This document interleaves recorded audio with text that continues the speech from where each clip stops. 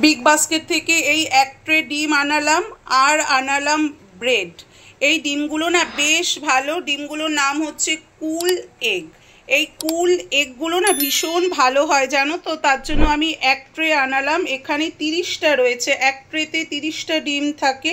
আর এই ডিমগুলো কিন্তু পচা থাকে না। বাজারের ডিমগুলো আমি দেখেছি নিয়ে আসলে পচা বেরোয়, কিন্তু এই ডিমগুলো পচা বেরোয় না, খুব ভালো। তার জন্য দেখো এই যে আবার দেখাচ্ছি, এক ট্রে ডিম নিয়ে আসলাম।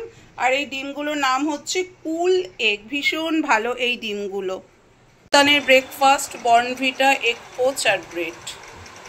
হে everyone, good morning and welcome back to Sarika's lifestyle. কেমন আছো তোমরা সবাই? আমরা তো বেশ ভালো আছি। এখন ব্রেকফাস্ট করতে বসেছি আমি আর পার্থ। আর আজকে আমাদের ব্রেকফাস্ট আছে এই যে চেরি দিয়ে ব্রেড, আর তার সাথে আছে বয়েল এগ। আর তুতান্ত ব্রেকফাস্ট করে পড়তে চলে গেছে। আবার দেখো বাইরে বৃষ্টি নেমেছে। কি বলবো, বৃষ্টি ভালো কথা, কিন্তু ওই সারাদিন ধরে ঝিরঝির করে বৃষ্টি, আর ওটা আবার যাচ্ছে তাই লাগে। এতে জামা কাপড় শুকোয় না, রাস্তাঘাটে বেরোনো যায় না, কাদা কাদা হয়ে যায়, এগুলো আবার ভালো লাগে না। দেখবে যে কোনো জিনিস না অল্প ভালো লাগে, কোনো জিনিস না বেশি হয়ে গেলে তখন আর ভালো লাগে না, তখন সেটা তেতো মনে হয়। এখন এই বৃষ্টিটাও না এরকম মনে হচ্ছে, কিন্তু কিছু করার নেই, বর্ষাকাল, বৃষ্টি হবে। তবে একবারে ঝমঝম করে বৃষ্টি হয়ে গেলে ভালো হয়, কিছু করার নেই। তো যাই হোক, আর বেশি মন খারাপ করে লাভ নেই, এখন ব্রেকফাস্ট করে নিই আগে।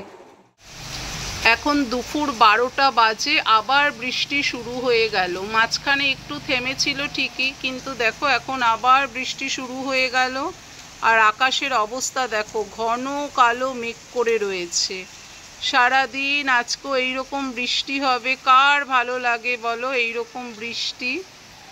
কিছু করার নেই। দেখো কি বৃষ্টি জোরে জোরে পড়ছে, দেখো দেখেছো, জোরে জোরে বৃষ্টি পড়ছে। দেখো এবার বৃষ্টির ফোঁটাগুলো স্পষ্ট বোঝা যাচ্ছে। দেখো বর্ষাকালে বৃষ্টি বৃষ্টির মতো পড়বে, কিছু করার নেই। কিন্তু আমাকে আর বেশিক্ষণ দেরি করলে চলবে না, আমাকে এবার সোজা কিচেনে চলে যেতে হবে, রান্না করতে হবে। আমি কিন্তু ফ্রিজ থেকে চিকেন বার করে বরফ কাটাবার জন্য জল দিয়ে রেখেছি, যেহেতু ডিপ ফ্রিজে চিকেন ছিল তো বরফ হয়ে গিয়েছিল। এই যে দেখো চিকেন জল দিয়ে ভিজিয়ে রেখেছি বরফ কাটাবার জন্য। আর তুতান তো এখনো পড়ে আসেনি, তুতান ছাতা নিয়ে গেছে অবশ্য, কিন্তু জানো তো ও যখন গেল তখনও বৃষ্টি পড়ছিল। ওকে বললাম আমি ছাতা খুলতে, কিন্তু ছাতা খোলেনি। এই জ্বর থেকে উঠলো বাচ্চা, কিন্তু আজকে ছাতা না খুলেই টিউশনে গেল, আবার ঠান্ডা লাগবে, ওটাই একটু যা টেনশন হচ্ছে। এখন 12টা 5 বাজে, ও আসবে 1:45 থেকে 1টা হবে তুতানের আসতে। তখন যদি বৃষ্টি কমে যায় ভালো হয়। তো যাই হোক, আর ফ্রিজ থেকে এখন জিনিসপত্র বার করে নিচ্ছি, যা যা রয়েছে ফ্রিজে সেই সব কিছু বার করে নেব। কালকে আর ভিডিও করা হয়নি আমার। কালকে জানো তো আমি পোলাও করেছিলাম, পোলাও আর কাঁচকলার কোপ্তা করেছিলাম। এই যে পোলাও রয়েছে কিছুটা, আর কাঁচকলার কোপ্তা রয়ে গেছে। আজকে চিকেন করব। আর কালকে ভিডিও করিনি কেন জানো, আমার মনটা না খুব একটা ভালো নেই। অ্যাকচুয়ালি কি হয়েছে জানো, মার মুখে শুনেছি ভাইয়ের না স্ট্রোক হয়েছে। আমার ভাইয়ের মাইল্ড একটা অ্যাটাক হয়েছে, মানে স্ট্রোক হয়েছে। ওর মুখ পুরো বেঁকে গেছে জানো, মানে কি বলবো, আমার কিছুই ভালো লাগছে না। তো মুখ বেঁকে গেছে, চোখ থেকে জল পড়ছে। তো তারপর কালকে মা ডাক্তারের কাছে নিয়ে গেল। ডাক্তারে আমি অ্যাপয়েন্টমেন্ট নিয়েছিলাম, কিন্তু ডাক্তার কালকে আসেনি। ওনার বাড়িতে আবার অ্যাক্সিডেন্ট হয়েছে, তার জন্য ডাক্তার কালকে আসতে পারেনি।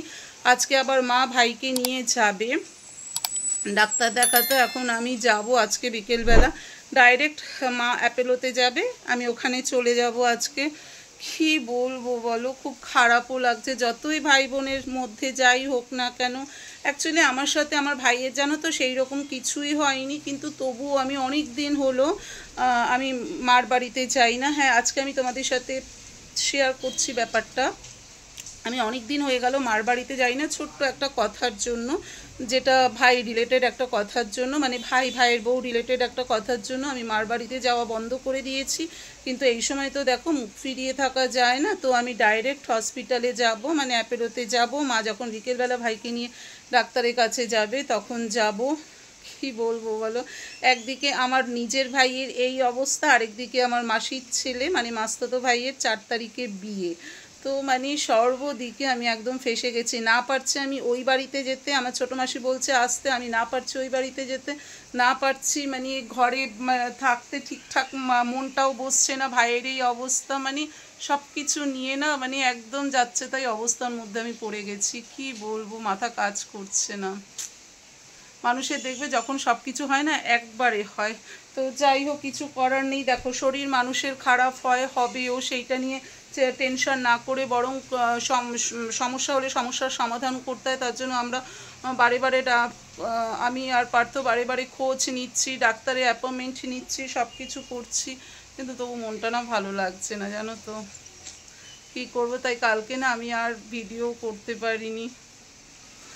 তো যাক, বেশিক্ষণ আর মন খারাপ করবো না, এবার সোজা কিচেনে চলে যাই, গিয়ে রান্নাবান্না করতে হবে। বাচ্চা আবার চলে এলে ওকে আবার স্নান করে লাঞ্চ করাতে হবে, তো বেশি দেরি আর করবো না, যাই গিয়ে রান্নাবান্না করি। গুড ইভিনিং বন্ধুরা, সন্ধ্যে 6টা বাজতে চললো, এখন আমি বেরোচ্ছি। তুন এসো, গেট দিয়ে দাও।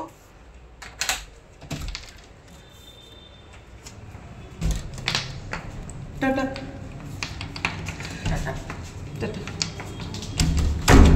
আমি এখন মাকে ফোন করলাম যে আমি হসপিটালে যাব কি না। মা বললো যে না, এখন হসপিটালে আসার দরকার নেই।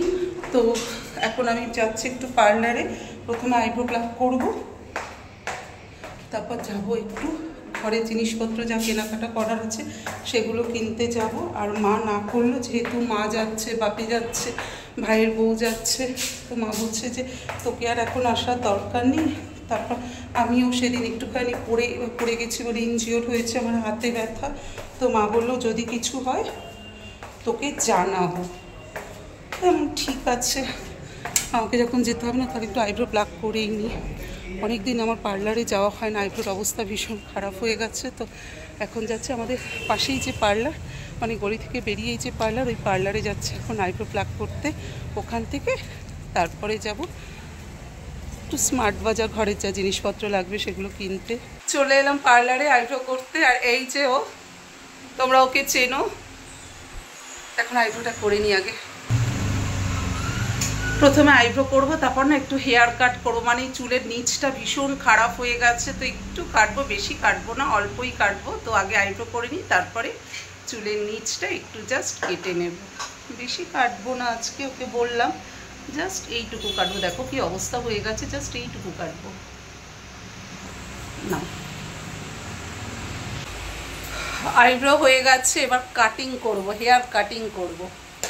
একদম নিচটা খারাপ হয়ে গেছে, ভীষণ রাফ হয়ে গেছে, তো জাস্ট একটু কাটিং করব, মানে সমান করব, কোনো মানে শেপ, মানে কোনো শেপে করব না, জাস্ট নিচটা একটু সমান করব।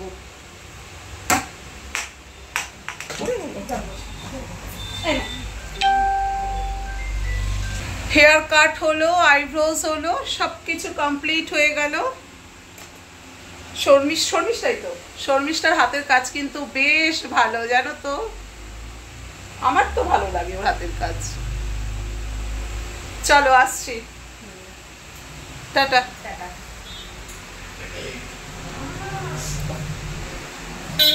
বিউটি পার্লার থেকে স্মার্ট বাজার গিয়েছিলাম, জাস্ট বাড়ি আসলাম, আর আসার পরে কি পেলাম বলো তো, গরমা গরম চা, গরমা গরম চা পেলাম। আর আমি আসার সময় আলুর চপ আর পেঁয়াজি নিয়ে এসেছিলাম, বেগুনি বলছি সরি, এই যে আলুর চপ আর পেঁয়াজি নিয়ে এসেছিলাম।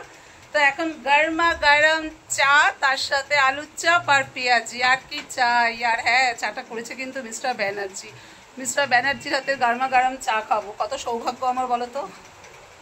আর ওই যে মিস্টার ব্যানার্জি আর ওই যে তুতান এখন মুড়ি খাচ্ছে, মুড়ি আলুর চপ আর পেঁয়াজি খাচ্ছে, আমি আর পার্থ চা, আলুর চপ আর পেঁয়াজি, গরমা গরম। ডিনার হয়ে গেল, ডিনারের পর কিচেনে প্রচুর কাজ থাকে, সেই সব কাজ কমপ্লিট করলাম, করে ব্রাশ করলাম, স্কিন কেয়ার রুটিন কমপ্লিট করে আজকে চুল বাঁধলাম। দেখো অন্যদিন চুল খুলে শুই, আজকে চুল বাঁধলাম, মনে হলো যে না আজকে রাত্রে চুল বেঁধে শুই, রোজই তো চুল খুলে শুই, তো আজকে রাত্রে চুল বেঁধে শুই। তো চুল বাঁধা হয়ে গেল, তো চলো এরপরে শুয়ে পড়বো। তাহলে ব্লগটা এই পর্যন্তই রাখছি, সবাই ভালো থেকো, tata and good night, love you all.